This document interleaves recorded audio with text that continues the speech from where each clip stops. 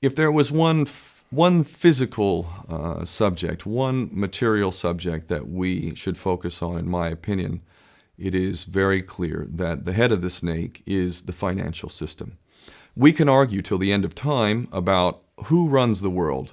Is it the Jesuits? Is it the reptilians? Is it the Illuminati? Is it the Freemasons? We can go on and on and on and on about this. But I don't think it is reasonable to even begin arguing about the mechanism that is used to exert this control. The mechanism is finance. The whole point of finance is to indebt, otherwise to enslave. What is a mortgage? I mean, what does that stand for? It's a death grip.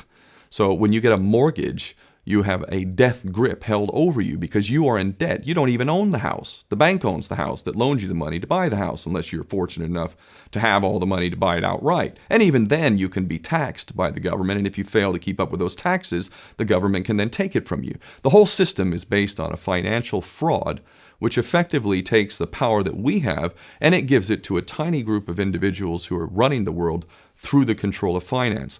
With the infinite supply of money that we have allowed them to take, they have literally an infinite supply of money, and with that money, and from their psychopathic point of view, they have bought everything and everyone who can be bought. So those of us who cannot be bought, because we operate on a level that goes way beyond the material, we are not rewarded for such behavior. We are punished for such behavior. And the most slovenly, disgustingly criminal, pedophilia, corrupt moral individuals, those are the ones that are rewarded in this system, which is upside down. We reward the pedophiles, we reward the corrupt, we reward the liars, we reward the people with no morals at all, and usually we compromise them under this system in terms of maybe a videotape. Maybe Barack Obama is gay. Maybe we have videotape of him having sex with another man, or perhaps some other acts that may be not so popular amongst many of the electorate. Or maybe we have videos of political leaders having sex with little boys or little girls. If I was in charge of the world and I was a psychopath and completely drunk on my own power, you can bet damn sure that's what I would do. I wouldn't allow anyone in a position of power who wasn't completely compromised. When you have an infinite supply of money, you can do this. Take that supply of money away, take that power back, put it in the hands of the people, get rid of fractional reserve banking, which is an obscenity in itself.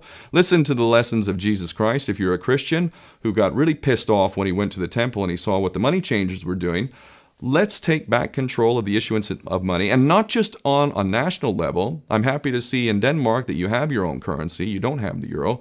But on every country's level, they should be issuing their own currency in a transparent, non-usury based way in which it really, truly benefits the people. And in that way, we can literally free ourselves of the banking debt which is drowning us all, and we can stop scrambling for the crumbs from the table of these filthy rich psychopaths and live in a state of abundance just by changing this one thing. And I'm not just talking about abundance for Western nations who have an artificially inflated value with their currencies. We all in the West are guilty of having that reward while the rest of the world is sucking on it.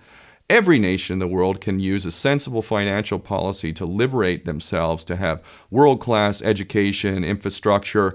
Everything that a healthy society would require can be had in the worst, most corrupt African country, in any part of the world. We can all have that if we simply change that one thing. John F. Kennedy did that about 6 months before he was taken out. He issued United States notes as opposed to Federal Reserve notes. I can assure you the powers that be knew the power of that act, and they took him right out. So the bottom line is, if we as people understand this very simple principle, just this one thing, change this one thing, we can solve every other problem you can name. I don't care what the problem is. I can bring it back to the financial system and an infinite supply of money for a bunch of psychopaths who are running the world, as opposed to an abundant supply of money for all of us. So in that sense, I'm very optimistic. This is not rocket science. I am not the smartest guy in the room. We can all understand this. And as soon as we do, we can exercise the same power that we had, but relinquished, and we can have a future for ourselves and our children. There's a lot to be optimistic about, quite frankly.